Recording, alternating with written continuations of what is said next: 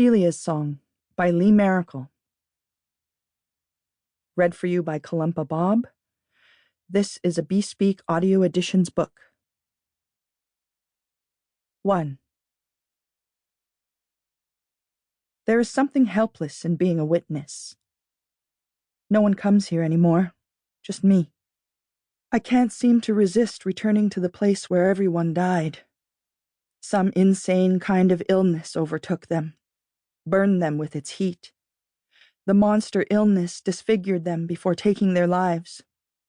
It's so quiet. The longhouse is decrepit now. I stand, transfixed. It looks as though a single shingle had blown off the roof during a storm, beginning the process of destruction, precipitating the damage inside. That single missing shingle allowed the rain to leak onto the woven mats covering the bones on every bench of the house, attacking the blankets in the southwest corner. The fire in the center died long ago, but the wet ashes make the inside seem forlorn. A lonely feast bowl squats near where the fire had been. The damp has spread to all corners and, over the decades, storm rains invaded and re-invaded the longhouse, tearing more and more shingles in a steady rake. The wet penetrated. Summer heat spurred the blanket's decay. The bones lie naked underneath the rotted weavings. Under these the dead rot. Even after all this time, the smell of them commingles with the moldering blankets and mats. The scent is horrific.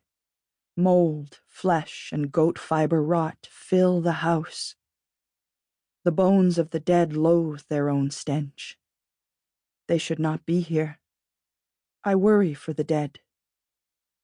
Piled up in the last longhouse of this village, behind the perishing cedars just before the hill, the bones fret inside the decrepit structure. The people were here one day, then gone. Some small part of me resents their departure. They did not volunteer to leave, but I resent their departure nonetheless. Some days, I resent their absence. It creates such a desolate landscape, but today is not such a day. Still, I empathize with the petulance that simmers inside the angry bones. The intensity of their rage grows with time. The bones wait for burial, for ceremony, for their final resting place. They shift and rattle their discontent. I breathe deep. There is not much I can do but visit and witness for them. That was before the storm broke. Before the storm, the serpent protecting the house front hung by a thread. No one had fed or acknowledged him. I doubt that many living humans know about this village. It is not the only one. Not that it matters. What matters is that the serpent had a right to be upset. The singing had stopped for the house protector before the inhabitants had died.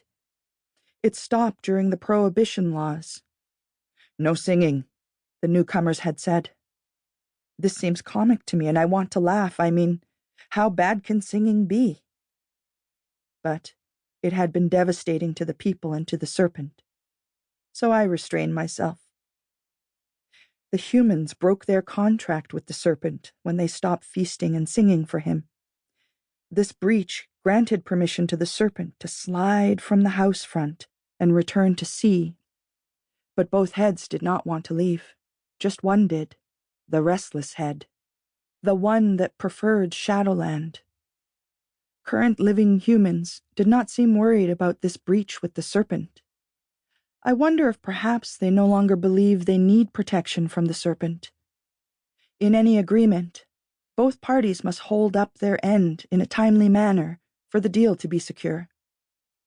I guess in these days of cars and electric fire, it may not appear all that rational to restore old practices.